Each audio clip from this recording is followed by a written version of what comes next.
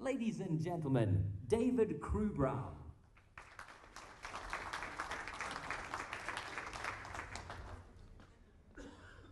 For the turn of the century, the year 2000, my family and I decided to take an adventure, get away from Y2K, the IT crash that was imminent, and decided to venture for the shores of Lake Malawi. As we embarked on this journey across Africa, we had to cross the notorious Tet corridor. And as we did that, the inevitable happened. One too many pothole led to a flat tire, and we eventually had to stop at the next town. We found a local who could help us to fix the tire, and while he was fixing the tire, we walked around the nice and colorful market. As we did that, you can imagine my delight when we stumbled across some ice-cold castle lagers in what appeared to be the middle of nowhere. I wondered how those beers got there. I knew that it took quality ingredients that were brewed, packed, and shipped to a destination. But how did that cold beer get to that very location when I was there? It required sophisticated demand forecasting, lots of production planning, meticulous materials planning, and a whole lot of distribution, and maybe a little bit of luck on my side. Good morning, ladies and gentlemen. Today I'd like to share with you a little bit of a different journey. A journey not to the shores of Lake Malawi, but a journey that we embarked on as SABMiller and then later ABInBev to implement our centralized supply chain planning, or what we called above-market planning. It was somewhat business unusual for us as a business to embark on this journey. We hadn't done this before, and it did change the way we looked at our supply chain planning going forward. I'll give you a quick overview of the business and what the issues are within changing opportunities and challenges within trading in Africa. Also share some thoughts and findings with you about above-market planning, why we decided as a business to implement the above-market planning, also take through the journey that we took and the challenges and successes that we experienced.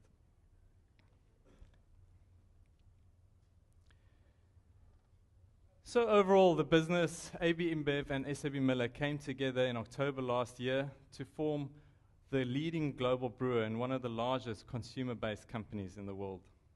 We operate in more than 50 countries with more than 200,000 employees worldwide and reported a revenue of $54 billion over the last year, selling more than 500 million hectoliters of beer.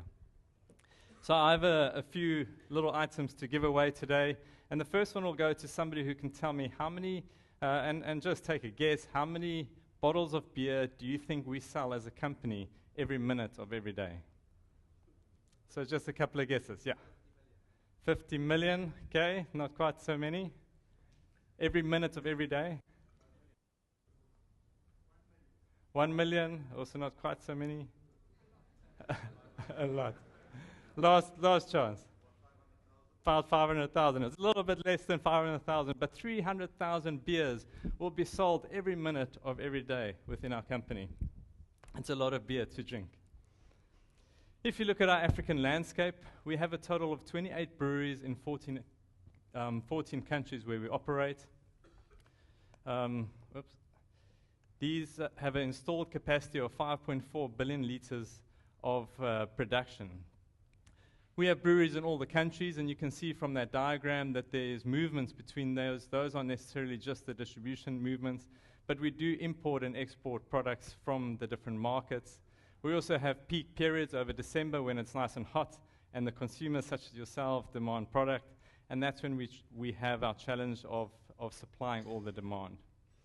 The above-market planning journey that we embarked on was to take us all the way from raw material to final delivery in the warehouse. And that was the eventual scope that we looked at, including the primary distribution of getting it to the warehouse and the demand forecasting. But it is tough trading in Africa. As you can see, some of the photos that I took of my time, and I don't know what's happening in the bottom left corner there, but these were some of the pictures, and you can see that that some of the environments we trade in are tough. Roads are in terrible conditions. The currency is volatile, and the governments that that operate in some of these places are even more volatile. Raw materials are scarce, volumes fluctuate tremendously, and Forex is hard to come by. So much so that our operation in South Sudan that we just started supporting or were in the process of getting going had to close down because we actually couldn't get enough Forex until the government can sort out their issues. But on the other hand, the African growth fundamentals are compelling. We're very encouraged to see the population growth, and I think it was mentioned again this morning. You can see at the bottom of the graph, lots of young people coming through the ranks, which implies for us in several years' time, lots of new consumers for our products. Last year at SAPEX, Richard Rangold presented a presentation about Africa Rising, an inspiring presentation. And one of the slides he used was this slide, which is ex-McKinsey, which really just talks about the opportunities that lie ahead. In 2020, a collective GDP of $2.6 trillion for Africa. Consumer spending almost doubling between 2008 and 2020. We also see more people in cities with disposable income. Again, all of this leads to opportunities for anyone trading in this environment. For the next prize that I'll give away is we measure alcohol per capita consumption, and I've took a graph from 2014 to just show you about where Africa lies within that quantum. So to give you a clue, Africa's consumption on average is 10 liters per person per year. I've got two little prizes here. First one to say, who knows which country is the highest consumer per capita in the world? And no SAB guys to answer. Nigeria, this is in the world. Russia, no, they vodka. Belgium, getting closer. Not South Africa. Okay, Czech Republic right at the front, very well done. So Czech Republic in 2014 with the highest consumption, and maybe somebody to venture a guess, how many liters per person do you think the guys in Czech Republic consume every year? 60, that's higher than 60? 70, higher than that? 150, that's pretty close. They consume 149 liters of beer per person every year. Sorry. Okay, so as you can see from this chart, Czech Republic may be a little bit of an outlier on the far left there. But you can see Africa doesn't really feature on this graph. South Africa sitting at 61, somebody was pretty close with that guess. And then you can see the rest of Africa almost not even featuring on this. This is not to say that there's not consumption of beer within Africa. A lot of the consumption that we see is around, a lot of the consumption that we see is around also informal beer consumption and some even illegal and somewhat dangerous beer that gets brewed. We saw a story in Durban last year where people actually died at a wedding after consuming such products. So again, all of this poses a great opportunity for ABInBev going forward. But the challenge that we have is the affordability of beer. Maybe last graph, just in kind of the lead up to what I want to talk to you about, is if you look at this, it tells you how many minutes somebody has to work to earn a beer. You can see in America, people have to work for less than 15 minutes to be able to earn enough money to buy a beer. But in Africa, largely, people have to work a long time, up to a full day of earnings to be able to afford one beer. The supply chain challenge that we have, and where the work that I've been doing over the last 2 years has been playing a role, is how do we become more efficient and more effective to help reduce the costs to be able to make beer more affordable, especially in the African market.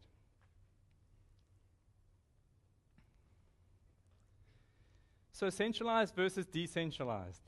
This is the type of question that's gone around in the ebbs and flows of business. And I suppose the question I have to you this morning is that, where is your business in this journey? Have you centralized, or are you still in a decentralized space? I've had a look at what other businesses have done and what they've been saying, and there's a growing trend towards centralization. From the talk this morning, I wasn't sure if I should carry on or if I should just tell you guys that we'll be coming up with a powder beer soon, and you can just 3D print your own bottle, add water, shake it up a bit, and have your beer. So we don't actually need to have this topic. But I suppose in our world where we are right now, this is actually the reality that we face. So Accenture's leadership, they did a survey and said 90% of supply chain executives say that their models currently are too complex. They pose that we actually need highly skilled resources to do all the network planning, optimization, and operations planning at a center, so that value chain intelligence team, and we need good systems to be able to support this execution. A further study showed that centralized supply chain is becoming the standard for FMCG companies in Europe. They're also saying that the centers of excellence are there to optimize performance through the process, and these are being housed centrally. Finally, or another confirmation from EY is that more and more companies are going to centralized supply chains, showing typical benefits of inventory reduction and customer service improvement.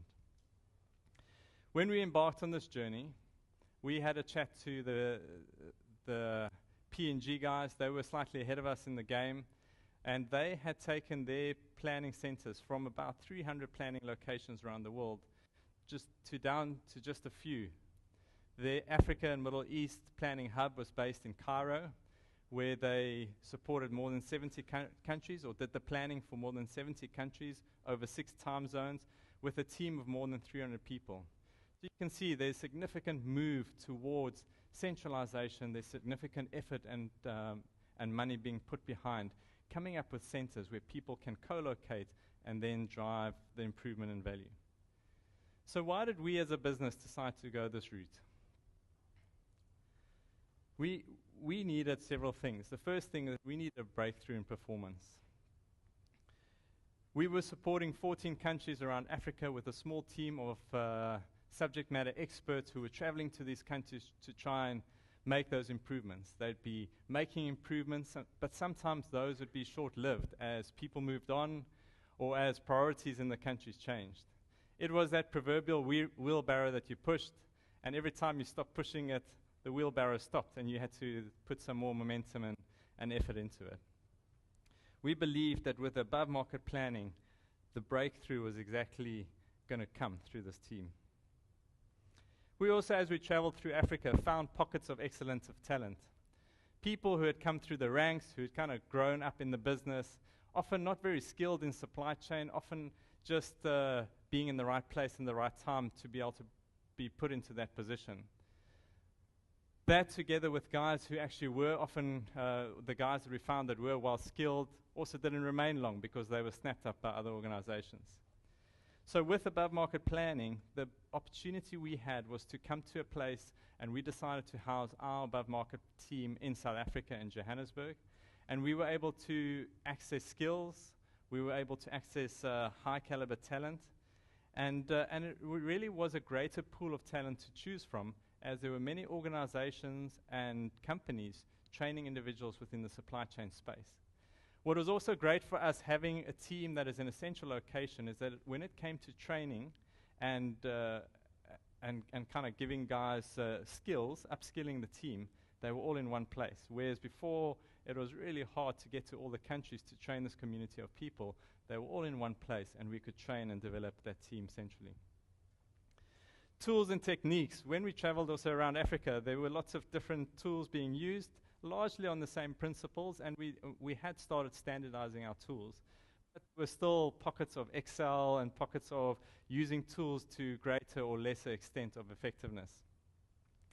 What it gave us once we brought that all to a center to be able to do the above market is that we're able to standardize on our process, we're able to choose a consistent tool, and we'd be able to use it in a way that actually was set and could give us the most value. Standard approach. What we saw with best practices, is that we actually also found it hard to replicate best practices. It is actually a small community of people. If you think around the community that we deal with within Africa, typically 4 or 5 people in each country. And sharing those best practices was the job of these subject matter experts who traveled to the countries, picked up something really good, went to the next and kind of shared it. What we had with the guys all being co-located in the center with the subject matter experts is that we could share those learnings very quickly. As one of my team actually picked up something that was a good learning, we could share that with the rest of the team. The guys could kick it around a bit until they felt that it was a good to maybe a best practice. And once we came up with a best practice, we codified it and said, this is the way we're going to work going forward. Those subject matter experts that we spoke about, being able to leverage them. Also in the past, dependent on guys traveling to countries or picking up the phone. If you're phoning Nigeria, it's a tough conversation. Often you can't really get across the message that you want to. Again, being co-located, it's a walk across the passage. Those guys were there to be able to share with us, and we were being able to do the same. So very quickly, you could actually get that value and the improvement in efficiencies and optimization and driving just improvements. And finally, for us, it was able to leverage skill and scale. We saw that with our planning teams, we could actually cover 1 to 2 countries with the same planning team. So we were able to actually expand fairly quickly without having to go and recruit new teams all the time to be able to take on more countries. So it became clear to us that the above-market planning model was indeed the right model for us to be able to go for, and we started our journey. So what did our journey look like? The end-to-end supply chain for us, and let me just quickly see if I exit this and restart, if that bottom block will go away. No?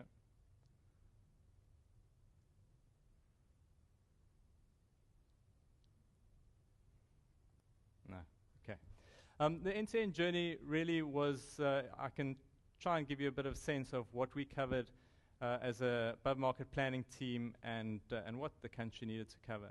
You can see there we looked at our strategic phase, which is our 3 to 5 year process, tactical, which is the kind of 3-month to 24-month out, operational, which we start measuring in weekly buckets, which will be from 0 to 13 weeks. And then the last two that you can't see because of that funny little block there is the short term, which is our really next 2 weeks of planning cycle, and then the execution phase, which is right at the bottom, where it's really the daily execution. So the supply chain planning team looked at all of this and said, well, what makes sense to put in above market and what needs to remain in country? It really was around setting up the process and executing that process. So you'll see there that the setup in terms of safety stocks and production rules, looking at the grid and looking at the long-term container requirements made a lot of sense to do that from the center. As well as the demand, production, and materials planning, to be able to do that for the short, medium, and long term, we also took on that responsibility from the center. And then there was some responsibility down at the deployment, making sure that you can decide what stock needs to move from which production site to which depot to maintain those safety stocks that we had. But there was still some responsibility from the country. The country had to provide some collaborative input from the demand planning point of view. And sometimes we would debate how good that input was because we'd make changes and things wouldn't pan out that way. But that's the art of the crystal ball. But they needed to provide input. They needed to take our production plan and translate that into a schedule that they could execute against. They also needed to take the material shopping list and the import shopping list that we gave them and actually do the call-off against that shopping list. So they do the actual call-off and make sure that those materials and products would come in. And then it's the daily execution of executing those plans in the country and making sure once they execute those plans that that there's then feedback to us at the center of how that execution is going. Finally, S&OP was the overarching process, and I'll refer to it a bit later on, but we provided the input to the S&OP process from the center to make sure that the business could make good decisions for the medium to long-term direction of the business, but we left the execution responsibility with the country. The country MD was still responsible for making those decisions, and so that remained a country process. So our dream as a team, as we embarked on this journey, was to actually do effective and efficient or high quality planning for the entire African our continent, for our business. And we wanted to do that from a central hub. We had two main focuses in place, and those became my goals as we went on, is that we wanted to improve our customer service. We wanted to make sure we could eliminate out of stocks. And the second thing is we wanted to make sure that we did it at whilst we drove improvement in cost. So we couldn't just do it at any cost. The scope that we had initially was Southern Africa, and you can see here from the stars, Lesotho, Swaziland, Namibia, Botswana, Zambia, and recently Mozambique were the markets that we went into, and the rest will come within the next few years. We also looked at beer as our main focus, but at the time we were also doing soft drinks in these markets and traditional product. And each of those products have a somewhat different supply chain, where beer takes 18 days to process. Soft drinks you can turn around in 6 hours, and traditional product you also have about a day turnaround time. So each have different complexities in how we operate. We started this journey in 2015 or slightly before, and as I said, we started with some of those smaller countries, Lesotho, Swaziland, Namibia. Gave us opportunity to test our mettle at this and to be able to see how good we were at really achieving this. And in that, we then could see how this panned out. The teams that we brought in were then used to be able to prove ourselves, and as we did that, we then could move to some of the bigger markets. We saw that the bigger markets start calling for it. Zambia, they actually were in a predicament and lost some of their people, so we could get in there and start our journey. So that was a soft land. And actually the leader, the MD in Botswana, had seen some of the successes elsewhere and had called for us to come and do the implementation for Botswana. And so we journeyed over time, Mozambique being the most recent implementation that we've done.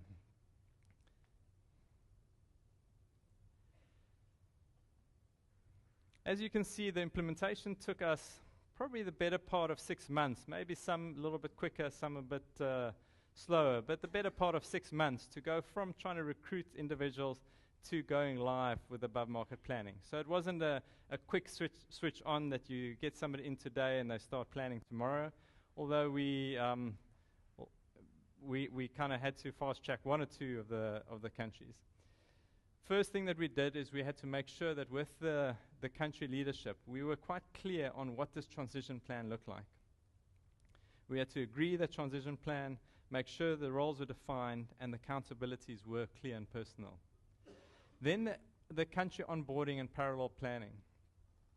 We spent a lot of time and effort making sure that our teams were being able to get to competence quickly. So we call it speed to competence. We wanted to make sure that we could get the most out of these teams and equip them as quickly as we can. So there was an onboarding program, quite a comprehensive onboarding program that we had to do the induction in the hub, and then we needed to make sure that the guys spent time in countries. Those 2 weeks that we spent in country was to get to know the people, get to know the market, the processes that they had, ensure that we understood the culture, walked the plant, and of course were able to taste the local product. It was also important for us to make sure that we collect all the master data, get all the right data inputs, agree on ways of working and how we're actually going to come across in terms of doing the planning, who's going to be doing what. The next step was then the parallel planning. In the parallel planning phase, my team would do the planning alongside the local team who were in country, who would actually be still responsible for publishing the plan. So there were almost 2 sets of plans going on. The local team still took ownership, but my team would do it alongside, and we'd then compare notes and see where the plans differed. Where there were differences, we tried to understand them, and would then fine-tune our plans to make sure, are there data inputs that are different? Are there other issues that that we didn't know about until we could come up with a plan that we felt was comparable. The next step was then to go into live planning. In the live planning mode, my team would take accountability for that plan within that next month. And within that period, the country would have a high level of oversight. So we would be publishing the plans, but the country would be vetting those to some extent to making sure that they were happy with those plans. Only from about month 4 onwards did we get into a place of what we call solo planning. There were 2 other things that we did. The one was to have a change management workshop. About 2 months into our cycle of implementing within the country, we would go to that specific location and we'd have a change management workshop. This really allowed us an opportunity to re-emphasize the things that were important, almost re-establish what were the accountabilities of each of the parties. People would have kicked this model around a bit. They can raise questions and issues that they had. And at that point, we can then say, okay, this is the way of working. This is the way we're going to go forward. These are the accountabilities and the timelines and the expectations that everyone had.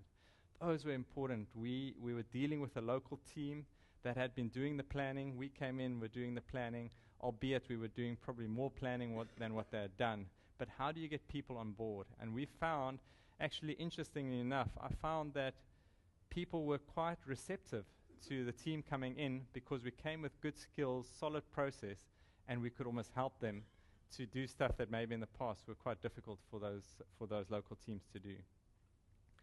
And finally, at the end, we also had our SNOP cycle, and that SNOP was implemented probably from month 4 onwards, and it was our typical 4-week cycle. So if you know anything about SNOP, it's the demand review with maybe product review, the supply review, the cash up to understand, is this making you money? And then at the end, there's the exec SNOP. And that became the opportunity for us to make sure that the planning process was true and well and truly entrenched, and that we were actually getting the process and the cycle going on a monthly basis. So what were those early critical steps that we looked at? So I've flagged 3 specifically that I wanted to share this morning. The first one was the team. I was very intentional about how we actually get the team and bringing people on board that had really good skills, really good experience. So I didn't bring in just youngsters who were fresh out of varsity. I brought in people who had been around the mill and had a bit of a feel for what we were doing, but also wanted to make sure that we had diversity within the team. There was that comprehensive onboarding program that I spoke about, and it really was detailed for the guys to say, this is what they need to understand for each step of the journey, both in the center with our processes and tools, and in the country in terms of understanding the brewing process, for instance. There was a CAP process, competency acquisition program, and in there, each individual had to understand what are the competencies required for me to be able to do my job, evaluate themselves against those competencies, and once we had identified the gaps, those individuals would be able to go off and plan a process or a program for them to actually close those gaps. Important for us to make sure that those guys were competent in what they were doing. The normal HR processes helped us. We had the monthly one-on-ones, so typical, I suppose, to many of your businesses here today. You'd have those monthly one-on-ones, you'd have your performance reviews, you'd have the engagements around what are you doing for your career. And it was the individual's responsibility to drive that. Then we also had time in market, which I've mentioned before. It really was critical for us to know, for my team to get to know the people. Relationships, if you're doing a project like this, having relationships on the other side, picking up the phone and knowing the face and having a bit of a relationship with that person made this journey so much easier. So without going and spending time in the country, this would be very difficult to do. And finally, the travel, and again, that little block is killing me.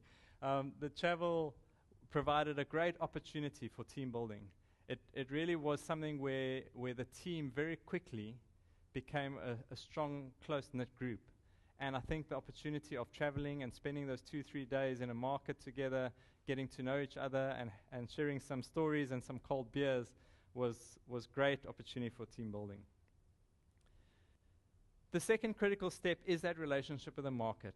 Leadership support is of utmost importance, and we realized that we won't do this. So where we went to countries and the leader was a bit iffy whether he wanted to have this implementation, we actually said we'd rather not push something down somebody's throat than actually go somewhere where the leader was resistant. So we needed to make sure that we had leadership support, and very soon people became disciples as the story unfolded, and we started doing well in some of the other countries. The above market and in-country structures had to be refined, and for some of the smaller countries, we were able to link some of these roles up with procurement roles. So we actually spent some time with the procurement guys saying, well, what do they need to do as an in-country person, because there's also a procurement hub with ABInBev, and what is the in-country versus the above-country guys needed to do. We defined those roles, and you can see here, a bit small from the back, but we defined what do each of those roles have to do, and what of that sits in the above market, and what is in-country. We also defined our ways of working and made sure that it was very clear to every individual of what their responsibility was along this journey.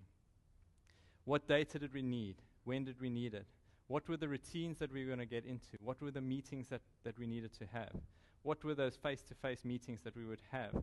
Typically, we've kind of landed in a place where we said once a quarter, we will actually be in country, and we'll try and time it with our S&OP cycle, that you're there for the demand review, or you're there for the supply review, or that I'd be there for the exec S&OP.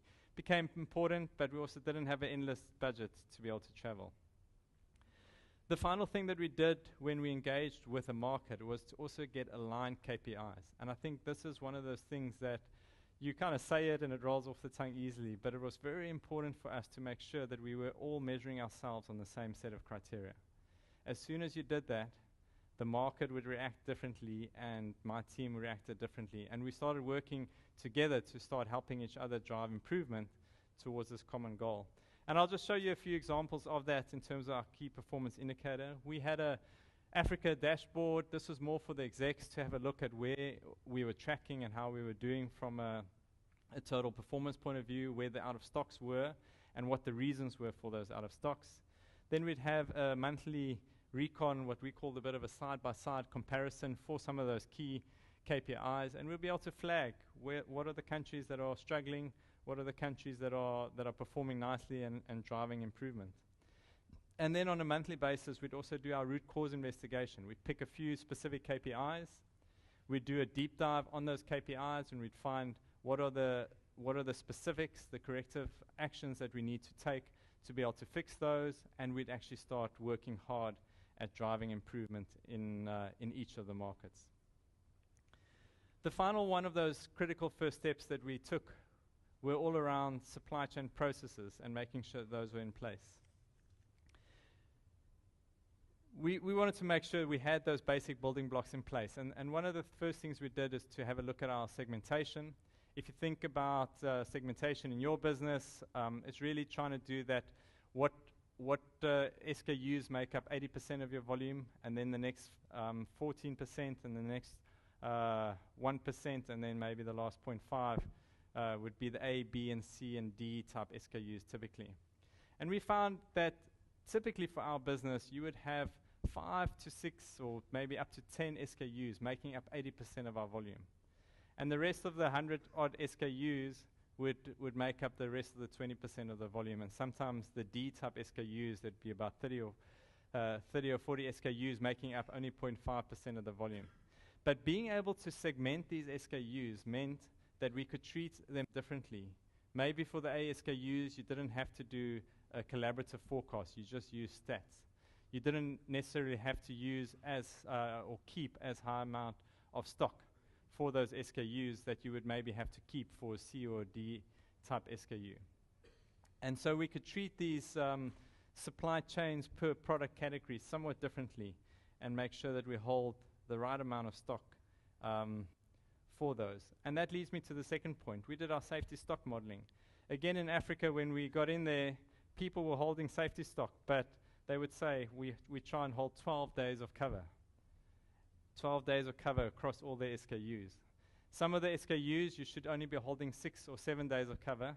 Other SKUs like a D that you only produce once a month or maybe once every 6 weeks, you should be holding 20 to 30 days of cover. So by segmenting and looking at our safety stocks, we could then actually hold the right amount of stock in the right location. We also made sure that we track this. So every day there'd be a tracker that showed which SKUs were actually transgressing or that went below that safety stock target, and we'd flag that and be able to see is there anything we can do to respond quickly, because that could lead to an out of stock. And the second part would be that at the end of the week, we would say, what are the top 10 SKUs that actually did go below our safety stock? And which of those do we actually need to do something different about? Was it a once-off event? If it was, maybe there's nothing you have to do. Was it a repeat occurrence? And if it was, then there was action that we needed to take. The next step that we took was around run strategy, and maybe sometimes is defined as drumbeat or cycle planning. And this is the journey of getting that optimal sequence of products on your production line. To say first you produce a Castle, then a black label, and then you end with a Castle Light, and then the next week you start with a milk stout, do a washout, and then you repeat the process. So there was the optimal sequence that we were looking for to make sure that you maximize efficiency and reduce your changeover time, but at the same time reduce your working capital to meet your safety stock targets. It's almost that holy grail of supply chain planning. It was trying to, with this run strategy, it was trying to bridge that age-old gap of saying production wants long runs with less frequent changeovers, and supply chain wants what somebody said this morning, to have every product every day, so daily production. And how do you find that perfect mix? We also designed some new processes. You'll see some that are called out: the imports and container and distribution planning process, also the NPD and the portfolio review. Portfolio review is typically to try and get rid of that tail of SKUs that didn't make us any more money. It was declining, but people were still just churning along, putting a lot of effort into keeping those products going. The next step in terms of processes was mapping out, and I put a little example. So for every process, we actually mapped out what does it take to run this process from the start on a Monday morning to the Friday morning. What does every step of that process look like? We codified it. We codified that, and we made sure that people were following that process. We also made sure that we had a weekly and a monthly, and maybe even an annual, because there's some process that you only do once or twice a year.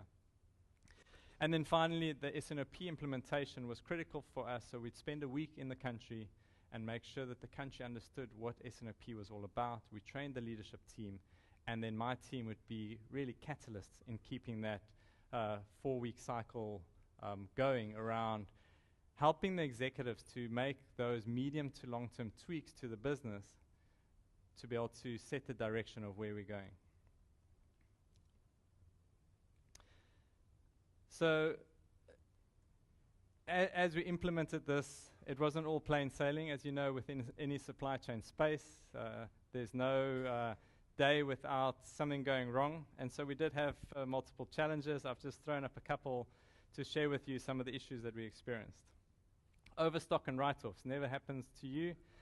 But the one year our strategy was that at the end of October, we try and have all our imported raw materials and imported finished goods all landed within the site, because we know that over December, the borders get busy, the suppliers get busy, and it's really just hard to bring in any further complexity. So we try and make sure we get everything in place. The one year for Lesotho, we imported a whole lot of product on an NPD of all, and the marketing guys had great expectations for the product. Well, as you can see, that product never sold, and we ended up at the end of peak with a lot of stock. We tried to see how much we could sell by doing a few programs early on in the year, but the market really slowed for us at the start of the year, and it ended up having to write off stocks. And you can imagine I was fairly unpopular, but one of those things that you couldn't have foreseen. And we'd done the right thing at the time, but it kind of panned out in the wrong way. Stockouts, sort of the flip side. We saw stockouts when sales panned. And again, it doesn't happen in your organization, but every now and then, the marketing guys would do a promo without telling us, and they'd clean out our warehouse, and there'd be no ways for us to recover. And before we know it, we'd be in a stockout situation, and that happened on a few occasions. And again, it's making sure that you don't just train your supply chain partners in the country, but you train and work alongside every person who has a role to play. And often those sales and marketing guys have a big role to play. Working capital, my boss often gave me a hard time about this because we were so driven to make sure that we actually drive improvement in our customer service that sometimes the finance guys would call us in and say, hey guys, what's happening here? Our working capital is growing. And sometimes the pendulum had swung a bit too far, where we had said, we're going to drive customer service, and to get customer service, we're going to get stock, and we're going to get that stock in the right place. And sometimes that had gone a bit too far, and our working capital increased. Senior leadership support, there were times when we didn't have support, and as I mentioned, we then decided we wouldn't go forward without that support. And so we made sure that every business we went into, the senior leader was committed to this process, and if he was committed to this process, we would be happily carry on and start our journey. If not, we would delay that implementation altogether. Systems interface, again, one of those things that you take for granted. I said to somebody this morning that really when we designed it, it was somewhat systems agnostic. We used the tools that we had in place, and we used Barnton for our production and materials planning. We use a homegrown tool for our demand planning. And so these tools were fit for purpose. They work well for us.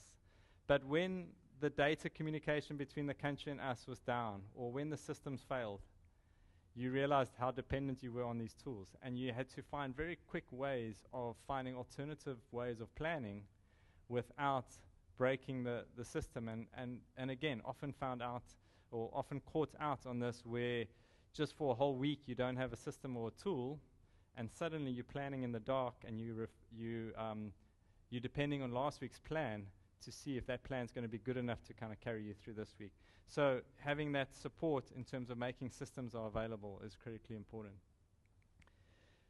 The alignment between the central team and the country to stick to the plan. Again, some of the war stories we had, we would sit around the table or sometimes around the phone, and everyone would nod their head, and we'd come up with a great plan that we'd all agree to, only to find later in the week the guys have got their own plan and they're going off a totally different tangent. And so we'd have to understand what happened and why they did that, and there was a journey, a level of trust that we had to build over several months to get to that place where they could trust us to come up with a good plan. And it's not a single plan that we decide and dictate. It really was a collaborative plan, and it was an opportunity for the guys in the country to be able to execute the plan. So our role was come up with an excellent plan. Their role was to execute the plan. And over time, we got there, but there were a few occasions when that didn't happen. So what did the successes look like? As I mentioned, finished goods stock availability was critically important to us. I have to note that this is not the classic, maybe SAPEX dictionary way of calculating finished goods stock availability. It's measured for us as lower than 2 days of cover.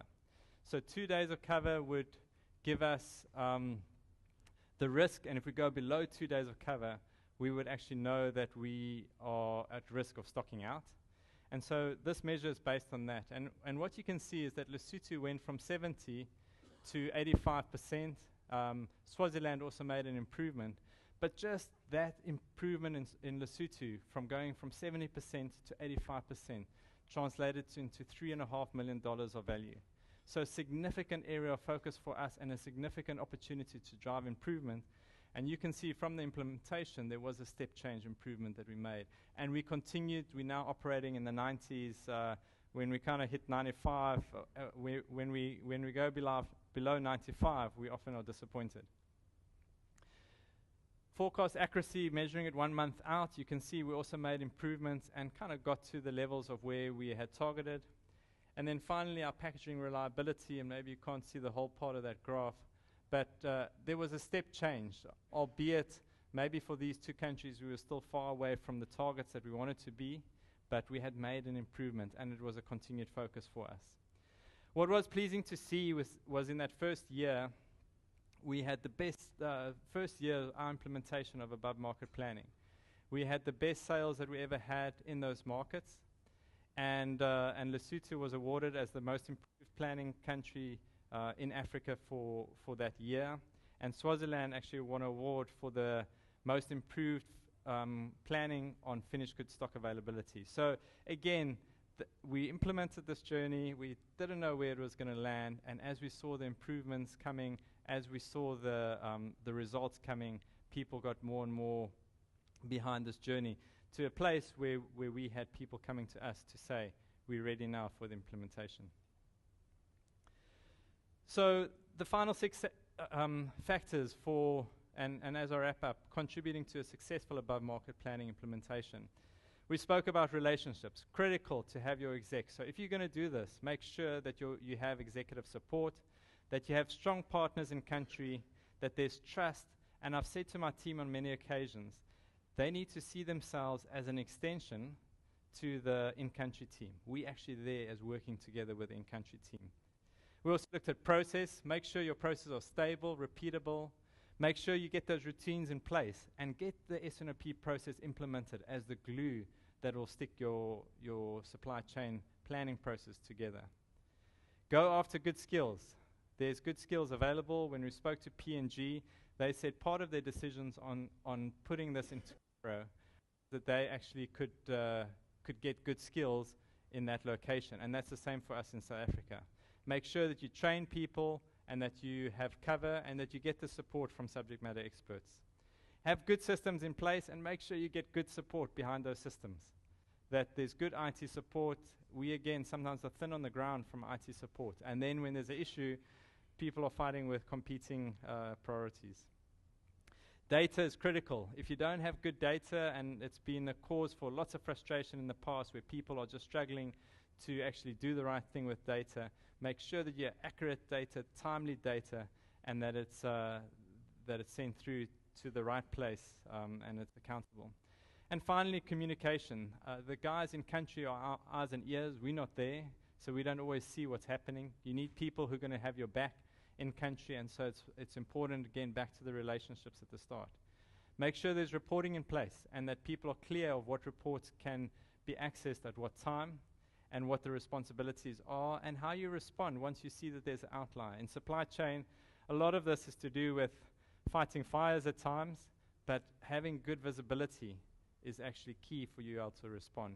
And then have those KPIs that will help you to keep everyone aligned. In closing,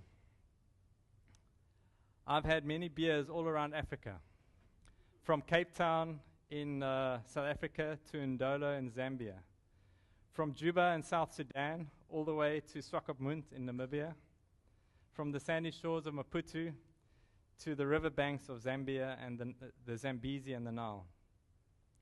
And I know that the process of getting those beers there was quality brewing, packaging, and distribution to the final location. But I also know that it goes together with a lot of sophisticated supply chain planning that is now all successfully being done from the center in Johannesburg. It has been an incredible journey for me to be part of this, and it's been a privilege for me to lead this. And we've had a lot of fun along the way, and as you can see, many beers as well. And I trust that when you next travel into Africa, you'll be as pleasantly surprised as I was when you stumble across an ice-cold beer in what appears to be the middle of nowhere. Thank you.